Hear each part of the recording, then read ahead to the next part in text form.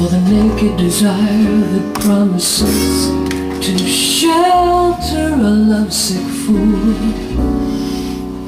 lost inside your wilderness, exiled by your kiss.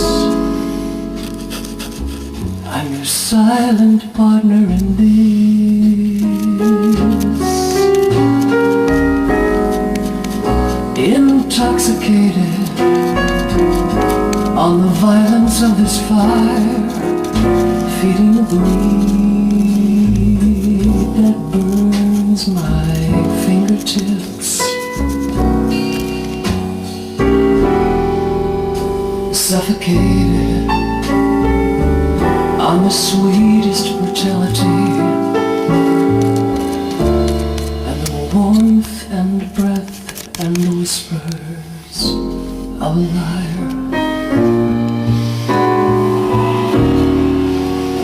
Nowhere to go. Should have put it in Vice, shouldn't I? Beg me to stay. Been in Vice 20 times. Can't you hide the kindness in your eyes that leaves me bleeding on and on this way, blinded by your tenderness, crushed beneath your kiss. I'm your silent partner in this.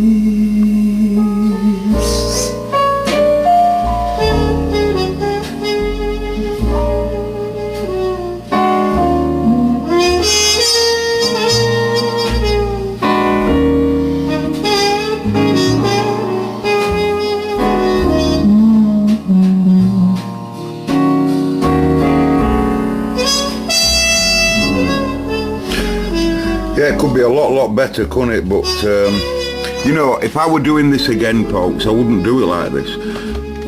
Would it you, Sean number 2? I'll have to call you Sean number 2 that wrote in. Perhaps etching it. That'd be a brilliant idea, I reckon. This is number 1 time I've ever used this for this type of stuff, but I really do believe that with practice you could make that a lot better than that. But it's not bad for the first attempt, is it really? You know, I bet it's quicker than doing it other ways, except it just looks a bit, you know, but electrically I think it'll be happy. I think electrically it'll be happy. That's it now. It can be sawn off right there. That's the width of it. And we're ready for testing now. We're going to power it up and we'll give it a run, see how it goes. Catch you in a bit, folks. I'm going to have a drink of tea and then I'll put it in a test bed.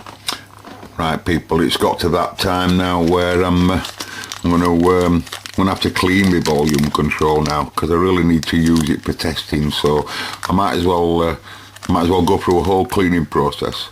And just hang on, I'll take it out and let you look. Okay, so what I'm going to do, you see now, I'm going to get some 00, is it? I think it's 00, that steel wool I'm using. It's really fine. I need to watch it like for any debris, you know. Last thing you'd want is steel wool debris inside there. So what I'm going to do, I'm going to give it a good clean up with steel wool, trying to keep gravity away from wiper parts, you know, and then we'll be able to clearly read its value, see its value and what have you. And then what I'll do, obviously do all this as well. I need to, in my opinion, you know, you see, if you look at the previous wiring in all of this, what you'll notice is that the only screen cables that were used was the one that's physically connected to the grids, and that's the the AF input at one end more or less, and the AF output, as we saw earlier on in diagram there.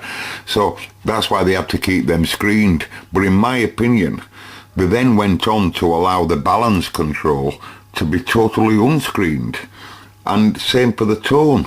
Totally illegal in my opinion. Totally illegal. It's got to be. It's just so we're going to be using screen cable for the whole business. Otherwise, there's just no point in going to trouble to do all this ground plane. Anyway, I don't have to clean the tone control now, and I don't have to clean the balance control. It's just that while I'm going to put screen cable to these again, we might as well just clean it while we're there. So, and then afterwards I'll come up with me what they call it, isopropanol, and I'll give the wiper track there a really good clean. Okay. I must say by the way, I used switch cleaner for the switch and not that other acetone or whatever I use there. I don't know why I said that. Hey, I'll just tell you this, folks, on the reassembly of the volume control, that rate made me laugh. I noticed when I were pulling it apart, it was slightly offset. Let me just explain what I mean. This is the top part. I don't want to disturb it because I've set them up now. But this is the top part that's, you know, or should I say the bottom part. And that obviously that meets up to, you know, to drive it. Now the funny thing is, you notice how centre's slightly offset and the outer side on centre is wider. And that's because that obviously is the wiper, but it needs to be pulled inwards all the time. So this is spring loaded, really. So you got to put it in and then slot it that way up to them jaws, you know what I mean? It's really not like the norm. And then that centre part there keeps that wiper, if you like, pressed up, theoretically keeping that wiper, you know, the other side of wiper pressed inwards like that. And that one gets same effect when it meets up to its mate. So when that meets up to there, he gets pressed in as well. Clever idea. Why were it screeching? Mind you, give it a good screech. I'll give it a really good clean anyway, so. Feels a lot nicer now, folks, but you'll notice I haven't really get back on a right good clean yet, and that's because I left wires on there. I just want to do some testing. I'm eager, you know, so, and I took the wires off there, you see, so I'll just, I'll clean that another day, but it definitely feels a lot better now. It didn't really feel grubby before, you know, it felt okay, but it feels nice now. The tracking together of the wipers. So, okay, let's move on. Now, I'm really lucky, folks, on this part of the video because I know the answer. I know the answer, and I know some of the equations. I'll show you in more detail in a minute, right? I can show you in more detail now if I just be careful where I touch. The elbow there, that's okay, that's safe. Right, I can show you now, but it's just started at the very beginning at the test stages. Yes, I had it on test earlier. And let me show you, first of all, what I had to do. Right? Now, I get study up for the power up. The reason why I wasn't very happy with my reverse engineering video, I don't know whether you noticed, but I'm not happy with that. And because I could have explained it better. What I didn't explain is what this resistor was for here. Well, this resistor is driving nearly the whole circuit. And that's what I didn't explain, and this is why I have to explain this now, because then you'll realise why I've had to power her up in a different manner to what you'd probably expect. You'd probably expect that I'd come along with its normal Pi power supply, which I've made over there. Look, can you see? I made a test one, that's just a test one, you know. And the last time, if you remember John Instates, it were humming a bit. Do you remember that? Excuse me. That's not the issue, folks. It's something we need to look at later, whether I've got something wrong or it was too close, or whether it were AC getting in from heaters because I'd wrapped wires round, if you remember in that video. Whatever. That's not the point. The point is if you remember at the beginning, I told you that we'd have a problem with this 15K because it were running 2 preamps, and then if I build a mono version, the voltage coming down this supply for anode here would be wrong. Well, it was just so easy to just build both of the versions at the same time. Right, so that's why I did that. You know, I'll show you it in better. Well, you've seen it, haven't you? But that's the reason why I did that. I just thought it'd be easy. We're already there, so I just built it, right?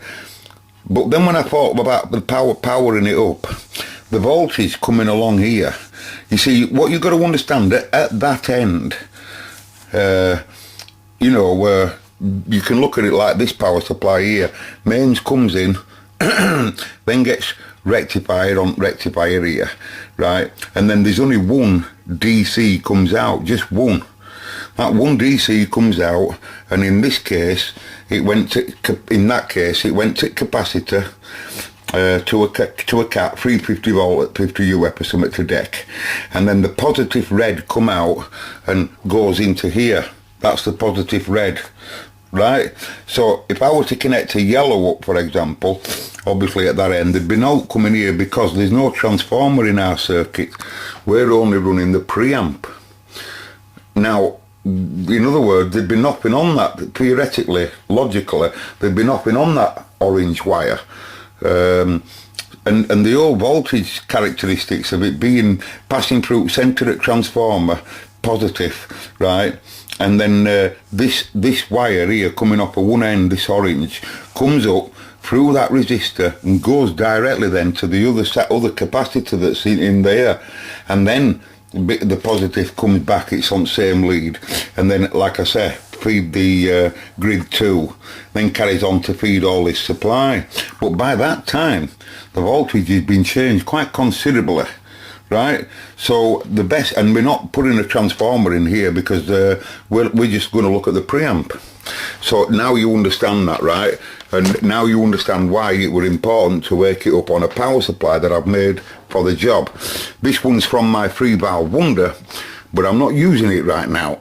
So I said, hey, is it okay if I alter your wiring slightly for testing purposes for me EL84? It says, fine, do as you will. You are the Cobra man, you're the up and coming valve man. I said, thank you.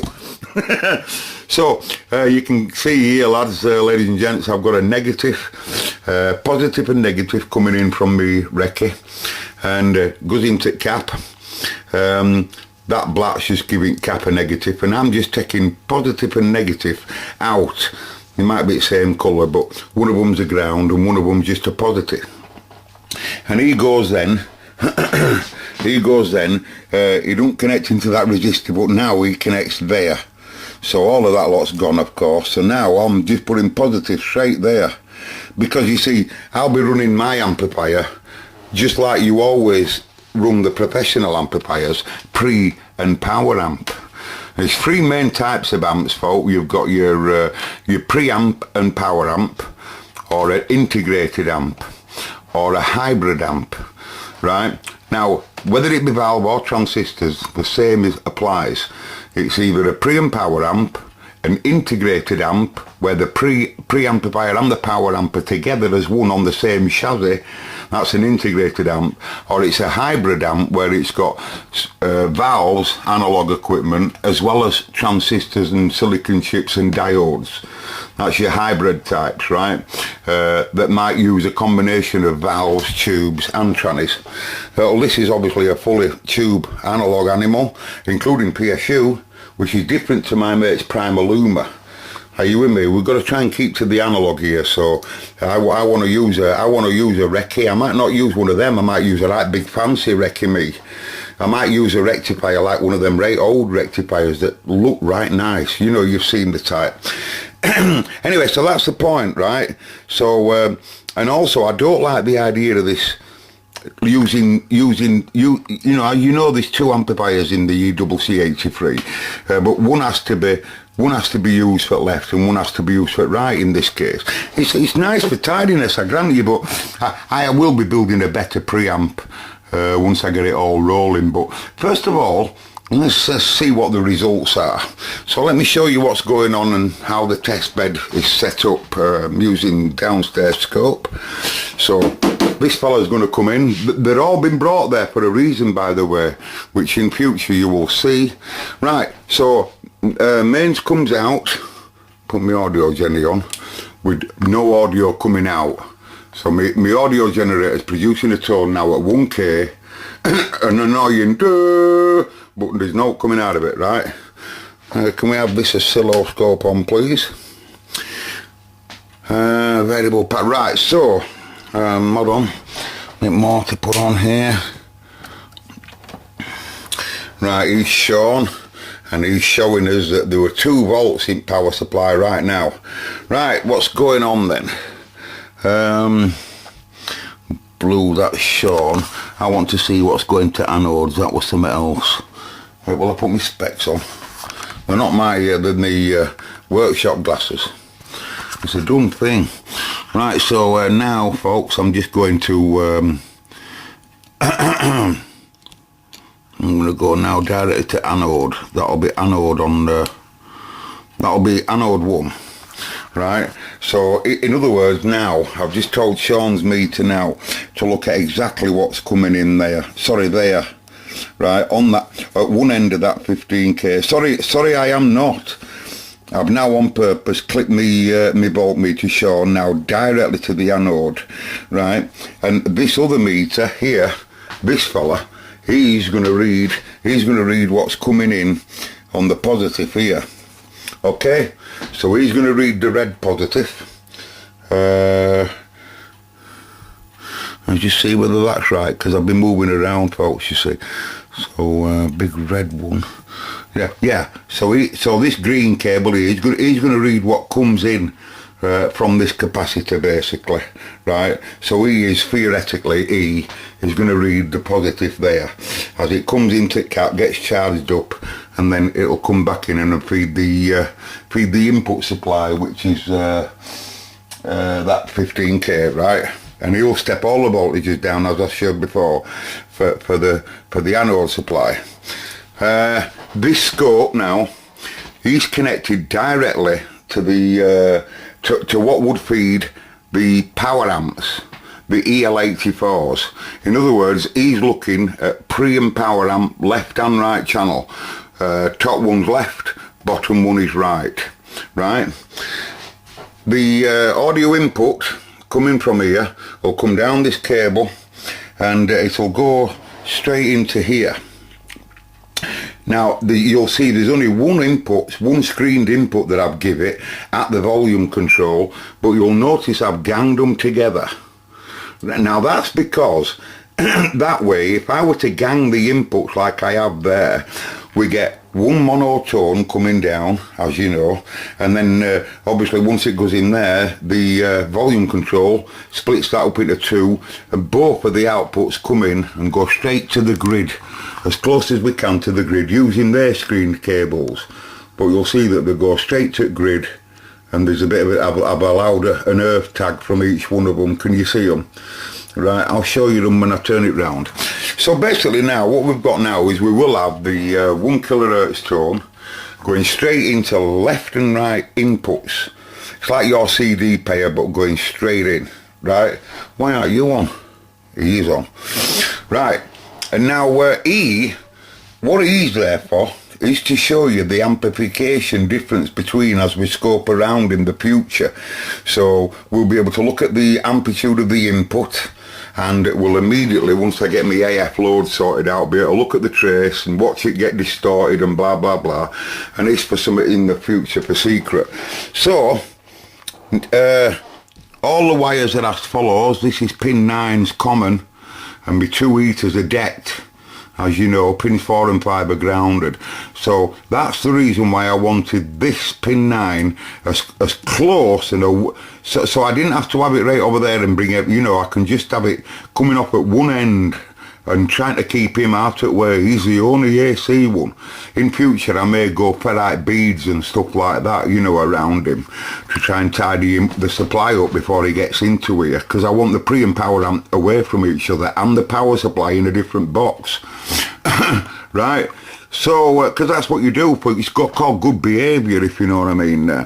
So there's my inputs, you can see now. I've got my outputs going up there, and without further ado, we'll give it some heater supply. Should run at 6.3 300 millivolts, and then it's probably come down a little bit.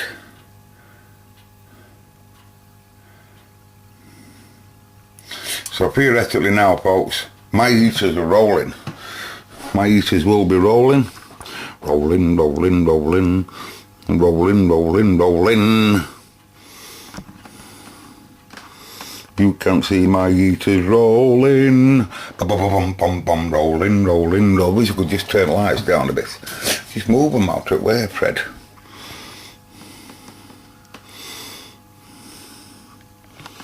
Still can't see them. You can see them though, can't you? But yeah, you can see them there. That's my little heaters. Lovely little things they are, love. This is better than sex. Well, you have something to look at as well.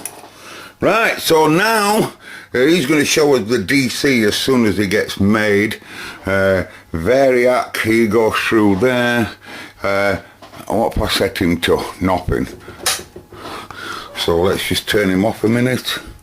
So that says output supply to AC in. I'll put 50 volts in.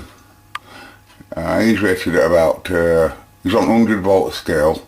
So I've got 50 volts there. I expect it'll, my current is at Q5. Now then, there's no input being made because I've got the audio gen down. But I'm watching me volts go down there. You can see that's just what I want to see. And now we'll just have to wait now for my mate Sean to start making something.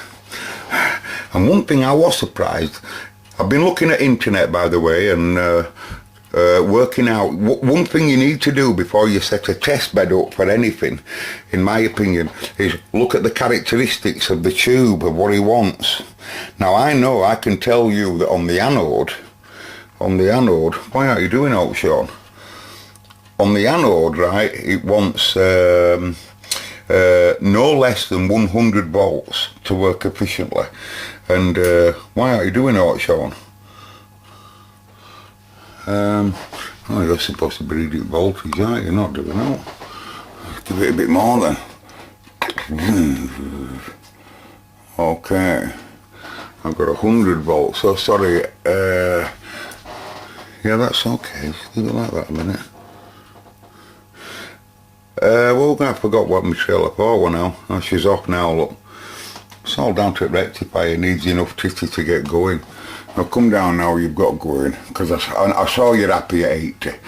Anyway, the anodes, right, just let me just look at stuff.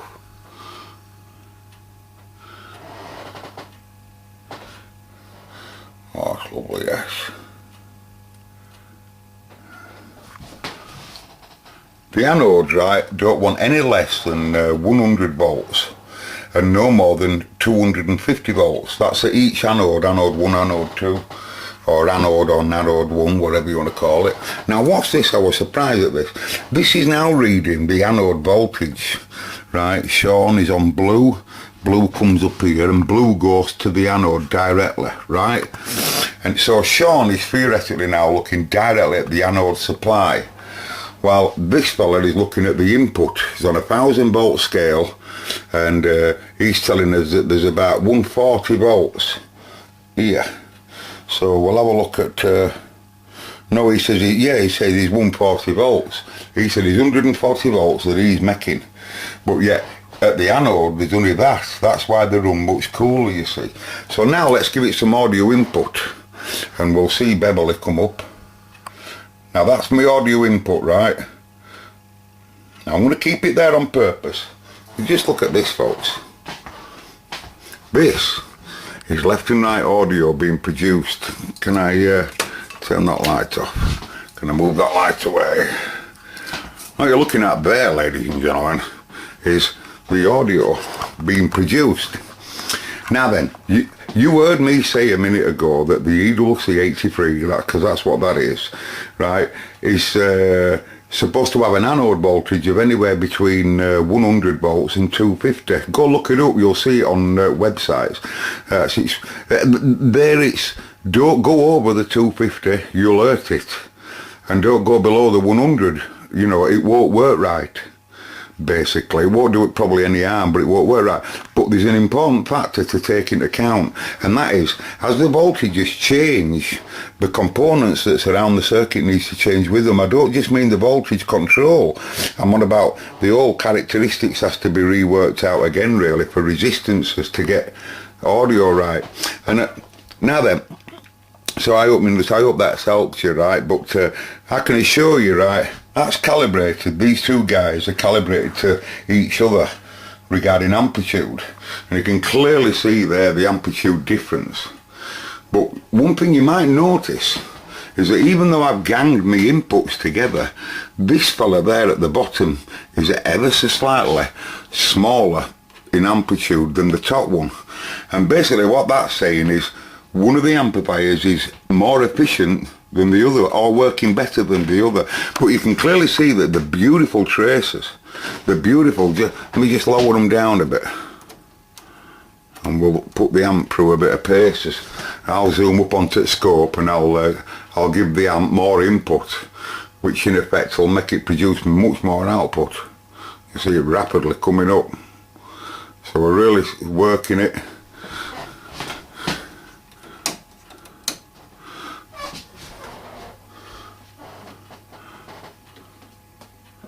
So be careful. Yeah, what am I on there? Yeah.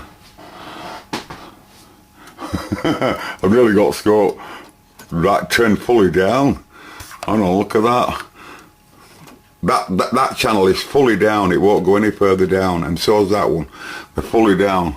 How about that? That's amazing. But they are 100 times, I think it's 100 times. Chuffed with that, folks, I am. Now then, the what they call it, the amplification factor and all of that can all be worked out in future. But you know the gain difference. Like I said, I gang my inputs together. So what you could easily be seeing there, you see what you have on the bench there, folks, is one of the very best EWC83 valve testers. Because immediately what you're looking at on that scope there is the amplitude difference of the mono version coming in to the two, in my case because they gang together, the two amplifiers seeing that input and then amplifying it on a grand scale, as you can see, as clean as a whistle I might like to add. I am over the moon with how clean it is. And the characteristics of current demand is amazing. They're absolutely, honestly, it's amazing, folks. And I'll show you all that in the next videos and what have you, because I'm going to quickly get on to PAs. I'm going to build two PAs, you know, I'm going to build two mono versions. And I'm going to make it like that, you know. I'm going to make an EL84 mono power amp and another EL84 mono power amp. And then we'll just couple them all up together. And then when I come to wire it all in, it'll be, you know, but at this state, as I am, folks, you can do so much stuff, you know. You can, like I said, the reason for building this is you can break in at certain places, you can change caps and you can change this, that and other, and we're going to listen to it soon enough, you know, and, you know, let your ears do the work as well as the test equipment. Now then, what do you think can happen now if I come along now and I'm going to put this question to you people on my YouTube, and I'm asking you, I know because I've already read this and I've already studied it and I've already done some testing. On last 2 weeks I did this testing and it surprised me. This is an EWC83. What would happen, anybody? This is a question, I know the answer, I promise. But what would happen if I were to pull this EWC83 out and put an EWC82 in? If I were to put an EWC82 in there, would it go bang? Would it work? Or would it not work? And if it would work, what would it do? How would it work? Would it work better or not? And if it didn't work, what would happen to the circuit or anything? Now then, I might give a prize to the one that comes in there with the right answer, because I know the answer. This is an EWC83 preamp, and another well-known one, which I can't show you just now, but it's same physical size, but it's EWC82, and that's the question. Now then, you know it's a double triode, 2 valves in one, and we're using one at this time for the whole left-hand channel and one for the right-hand channel. Now what you could easily be looking at there, why it's a good valve tester, is because you can see the amplitude differences on the scope. You can clearly see that if you look at the graduate squares, this fella below, if I cancel both my inputs now, right, and make sure that they're at 0, turn me what they call it up a bit, illumination, so we can see graduate scale. Right, here's 0. 0. both on the same, the amplifiers are on the same gain. So if I now put the input in, I can clearly see that the bottom fella is a little bit weaker than the top fella, right? And then obviously if I were to change frequency now of the Jenny, we can actually easily work out its frequency response. That's going much really bassy and really, really, really high, really, really, really high. Oh wow, it's a good. And if you watch the side of the trace going smaller, that's where the amplifier's not coping so well. Now in this case, if you look at the graph, if you look at the top and bottom, you'll see it's coping very, very well throughout low. That's really going low. How low do you think that is? Well, I'll tell you folks, that's nearly 0.1 hertz. Let's get it where we can hear about 20 hertz, I think. Hold on a minute. 12, hold on, do I have to go? Yeah, oh, I'm going too high. Just hang on a minute, I'm coming up. 25 hertz now, that's really bassy. We can't hear there where we are now. Hold on, we can hear there where I am. Oh no, I think we can hear there, I think humans. I'm not sure, but we can hear there definitely. I'm at 20 hertz. That's a real bassy frequency. And you can see it can hear it, you know, and it can even go lower. Now if you look at the size of the trace, top and bottom, you can see it's doing very well. And as I change frequency going higher and higher, I'm already at 1.5 kilohertz, right? And as I go higher there, you can clearly see top one seems to produce a bit more amplitude perhaps. And bottom one's still suffering. Right, now then, if I were to come along now, you're getting nice and warm, love, you're lovely, love. And it's only running on 53. Oh, the old characteristics will change, by the way, if I pump its HT up. But we know it works, we know it's clean. I don't need to do any more testing in that sense until we can get it to make music, because we can see it in its proper power supply. You know, because once we get it running off its, you know, with its proper transformer and all of this arrangement, all of these voltages will immediately come correct. And then transformers, we'll be waking them up one day. They do say that the bigger the transformer in your audio output, the bigger the bass. And I don't know enough about that, but I've heard that's the case. And I was looking for you other day for bloody ages. I knew I had some. You there?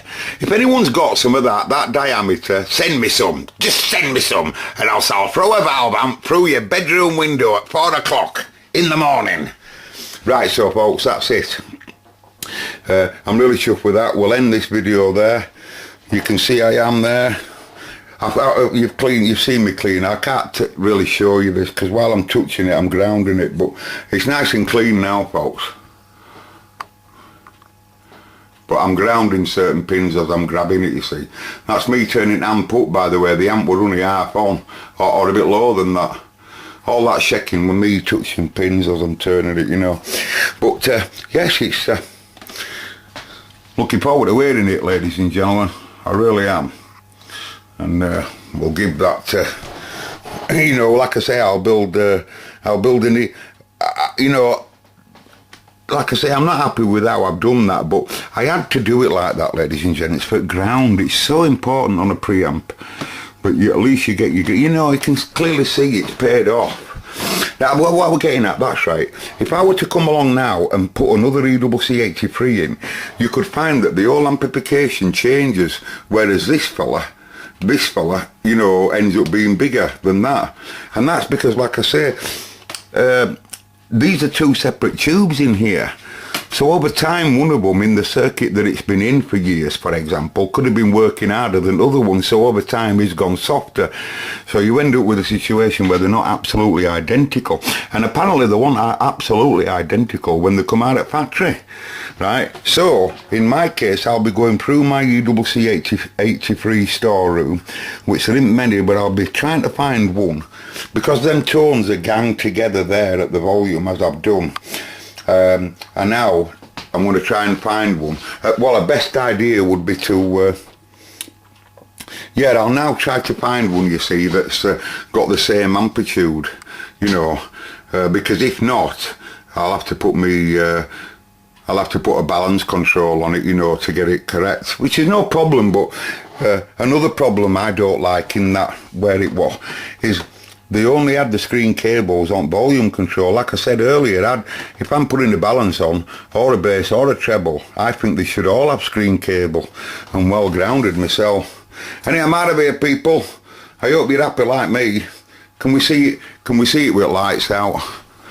It's my first valve amp, folks. Don't talk to me like this. You could have come at buzzing. I don't need you whenever. Light off. See how bright my glow is? Oh, that's lovely, love. Oh, that's lovely, love. Hey, that's smashing. Smashing is that. Trace all looks mixed up. Oh, no, I mean, just look at that, folks. How clean is that? Just look at it. Let me turn my scope so I can open it up a bit. Just look at that. It's not bad in that, is it? You're a bit weak, you pal. It's nice though, that. You know, I'm really chuffed with that.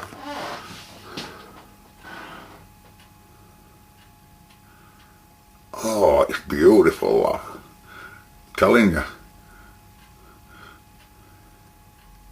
I'm happy with that, folks. It's made my day. What time are we on, by the way?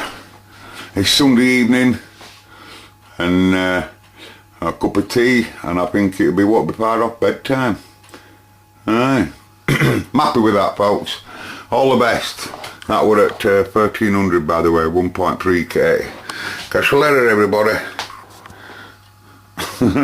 Input. Output is in though, because I put some gain on. And I need to show you this, folks, just before I go. I'm sorry for babbling, but this is really surprised me. Right, I'm going to keep on the scope now, right, while I drop the titty off. Mains off. Now mains is off now. Turn Sean's light on. Right, so mains is off now, and that's keep going down. And you just watch this. That's coming out of the output of the tube, by the way, so it's showing you it's still amplifying. It's still amplifying. All the time while you see that trace there, folks, it is amplifying. It'll just get so weak and weak and weak until it'll just collapse. But the voltage is on 18 volts, and you can clearly see there, that's what I'm saying, it's still amplifying. Look, 15 volts, and it's still amplifying. Right, 14 volt. This is at the anode, remember. 13 volts at the anode. And you just watch, I'm telling you, it's amazing. I never knew that they were so efficient. They're amazing. 10 volts at the anode. I'm not joking, folks. The heater's still on, by the way, for the test. I left the heater on, 9 volts.